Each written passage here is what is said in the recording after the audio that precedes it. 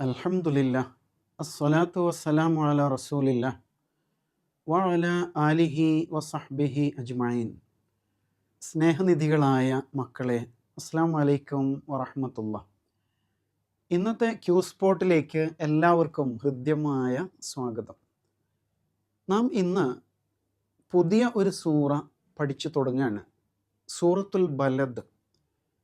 വിശുദ്ധ ഖുർആനിലെ 90-ാമത്തെ സൂറയാണ് സൂറത്തുൽ ബലദ്. ഈ വാക്കിൻ്റെ അർത്ഥം നാട്, രാജ്യം, പ്രദേശം എന്നൊക്കെയാണ്. ഒരു ലാൻഡ് എന്ന് വേണമെങ്കിൽ പറയാം. സൂറത്തുൽ ബലദ് അവതരിച്ചത് നബി സല്ലല്ലാഹു അലൈഹി വസല്ലമയുടെ മക്ക ജീവിത കാലഘട്ടത്തിലാണ്. മക്കയിലെ തന്നെ ആദ്യ നാളുകളിൽ, അഥവാ വളരെയേറെ പ്രയാസം നിറഞ്ഞ ഇസ്ലാം എന്ന സത്യത്തെ ആളുകൾക്ക് മുമ്പിൽ നബി സല്ലല്ലാഹു അലൈഹി വസല്ലം അവതരിപ്പിച്ചുകൊണ്ടിരുന്നപ്പോൾ പല വിധത്തിലുള്ള പ്രയാസങ്ങളും എതിർപ്പുകളും ഒക്കെ ഉണ്ടായില്ലേ? ആ ഒരു ഘട്ടത്തിലാണ് സൂറത്തുൽ ബലദ് അവതരിച്ചത് എന്നാണ് പൊതുവെ പറയുന്നത്. അൽ ബലദ്, ആ പേര് ശ്രദ്ധിച്ചില്ലേ? അൽ കഴിഞ്ഞിട്ട് പിന്നെ ബാ ആണ് അല്ലേ? അപ്പം ഇതേപോലെ ബാ കൊണ്ട് തുടങ്ങുന്ന പേരുള്ള വേറെ എത്ര സൂറകൾ ഖുർആനിലുണ്ട്? തുടക്കം തന്നെ ഒരു ടാസ്ക് ആവട്ടെ അല്ലേ? ഒന്ന് പരിശോധിച്ച് നോക്കാമോ?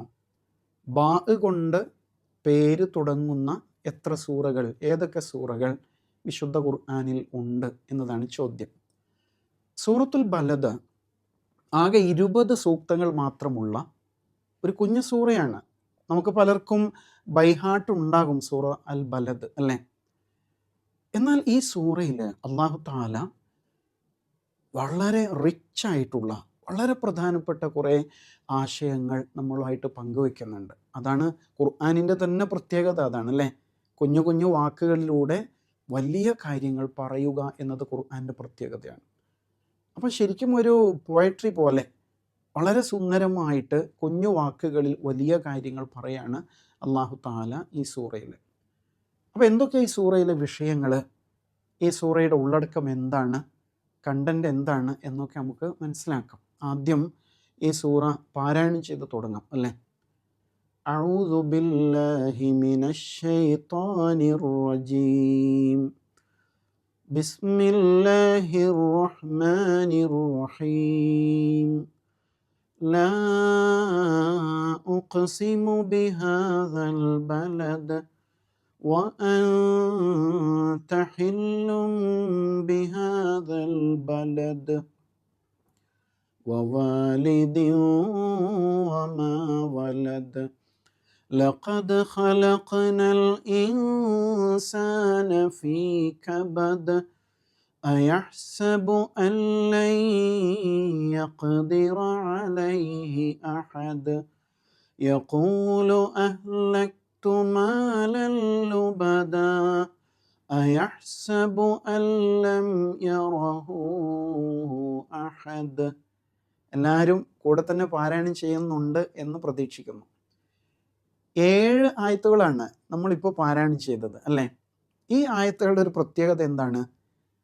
ഈ ആയത്തുകൾ അവസാനിക്കുന്ന അക്ഷരം ദാലാണ് എന്നതാണ് ഒരു പ്രത്യേകത അല്ലേ? ഇങ്ങനെ 3 ഗ്രൂപ്പായിട്ടാണ് ശരിക്കും ഈ സൂറയിലെ ആയത്തുകൾ. ഇനി വരാൻ പോകുന്ന 3 ആയത്തുകൾ നൂൻ എന്ന അക്ഷരത്തിൽ അവസാനിക്കുന്നു. പിന്നീടുള്ള 10 ആയത്തുകൾ ഹാത്ത ഇല്ലേ, ഈ ഹാ എഴുതിയിട്ട് അതിൻ്റെ മുകളിൽ പുള്ളിയിടുന്ന ആ അക്ഷരത്തിലാണ് അവസാനിക്കുന്നത്. ഇങ്ങനെ 3 ഗ്രൂപ്പുകളായിട്ട് ഈ ആയത്തുകളെ നമുക്ക് കാണാൻ സാധിക്കും. ഈ സൂറയിലെ വിഷയങ്ങളെക്കുറിച്ച് പറയുമ്പോൾ അടിസ്ഥാന വിഷയം എന്താണെന്നറിയാം? ജീവിതത്തിന് 2 വഴികളുണ്ട് അല്ലേ? ഒന്ന് നന്മയുടെ വഴിയാണ്, മറ്റൊരു തിന്മയുടേതാണ്. നേരത്തെ സൂറ അശംസിലും അതുപോലെ അൽ-ലൈലിലും ഒക്കെ നമ്മളത് കൂടുതലായിട്ട് പഠിച്ചിട്ടുണ്ട്. അതേപോലെ ഒന്നുകൂടി വ്യക്തമായിട്ട് 2 വഴികളെക്കുറിച്ച് ഈ സൂറ നമ്മോട് പറയും. അതേപോലെ ഈ സൂറയുടെ ഒരു ബാക്ക്ഗ്രൗണ്ട് മക്കയാണ്. അൽ ബലദ് എന്ന് പറയുമ്പോൾ മക്കയാണ് ഉദ്ദേശിക്കുന്നത്.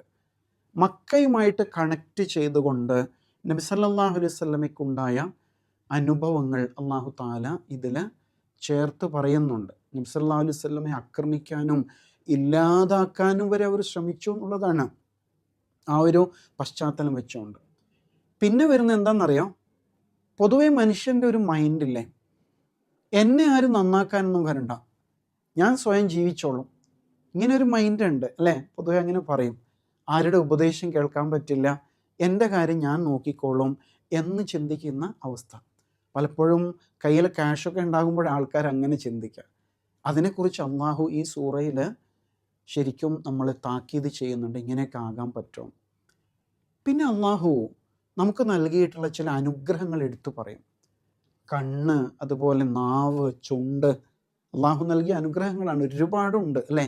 അതിൽ ചിലത് എടുത്തു പറഞ്ഞിട്ട്, നിനക്ക് ഇതൊക്കെ തന്നിട്ടും നീ എന്താ ഇങ്ങനെ, കണ്ണുകൊണ്ട് കാണേണ്ടത് കണ്ടുകൂടെ, എന്താ നീ അതൊന്നും ഉപയോഗപ്പെടുത്താത്തത്, നന്മയ്ക്ക് വേണ്ടി ഉപയോഗിക്കാത്തത് എന്താണ് എന്നൊരു ചോദ്യം ഈ സൂറയിൽ വരുന്നുണ്ട്. പിന്നെ എന്താ പ്രധാന വിഷയം എന്നറിയാം, നീ ഇങ്ങനെ അടിച്ചു പൊളിച്ച് കറങ്ങി നടന്നാൽ മതിയോ? നിൻ്റെ ലൈഫ് യഥാർത്ഥത്തിൽ അതിൽ ഏറ്റവും നല്ല ഗോൾ അച്ചീവ് ചെയ്യണമെങ്കിൽ, ഏറ്റവും പ്രധാനപ്പെട്ട ലക്ഷ്യം നേടണമെങ്കിൽ നീ ചില തീരുമാനങ്ങൾ എടുക്കണം. അത് എവറസ്റ്റ് കയറും പോലെ ഒരുപക്ഷെ നിനക്ക് ഫീൽ ചെയ്യും, പക്ഷെ അതാണ് ശരിയായ വഴി. നന്മയുടെ വഴി പറഞ്ഞു തരാണ്. അതെങ്ങനെയാണ്?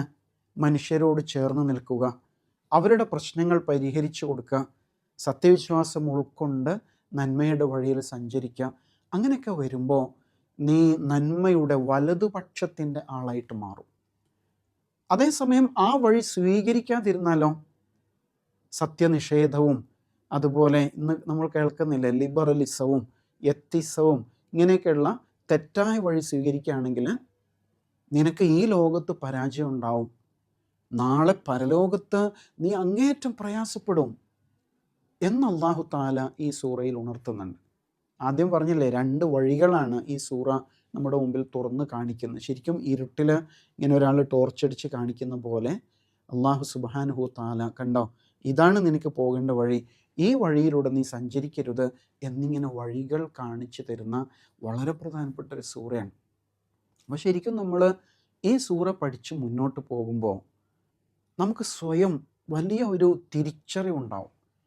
ഞാൻ ശരിയായ വഴിയിലാണോ അല്ലേ എന്നുള്ള ഒരു ആത്മപരിശോധന നടത്തുന്ന ഒരു മാനസികാവസ്ഥ നമ്മിലുണ്ടാവും.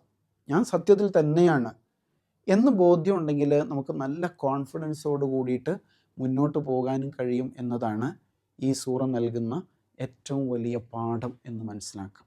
അപ്പോൾ സൂറ അൽ ബലദ് നന്നായിട്ട് പഠിക്കാൻ വേണ്ടിയിട്ട് എല്ലാവരും ശ്രമിക്കണം എന്നാണ് പ്രത്യേകമായിട്ട് ഉണർത്താനുള്ളത്. അതോടൊപ്പം തന്നെ ആശയങ്ങൾ ഉൾക്കൊള്ളുക, ഇതിൻ്റെ ഉദ്ദേശം എന്താണ് എന്നതിനെക്കുറിച്ച് മനസ്സിലാക്കാൻ വേണ്ടിയിട്ട് പരിശ്രമിക്കുക. അല്ലാഹു സുബ്ഹാനഹു തആല സൂറത്തുൽ ബലദ് അറിയാനും പഠിക്കുവാനും അത് ഉൾക്കൊള്ളുവാനും നമ്മുടെ ഫ്രണ്ട്സുമായിട്ട് അതിലെ ഐഡിയാസ് ഷെയർ ചെയ്യാനൊക്കെ അല്ലാഹു നമ്മെ അനുഗ്രഹിക്കുമാറാവട്ടെ. വ ആഖിറു ദഅവാന അനിൽ ഹംദുലില്ലാഹി റബ്ബിൽ ആലമീൻ. അസ്സലാമു അലൈക്കും വറഹ്മത്തുള്ളാഹി.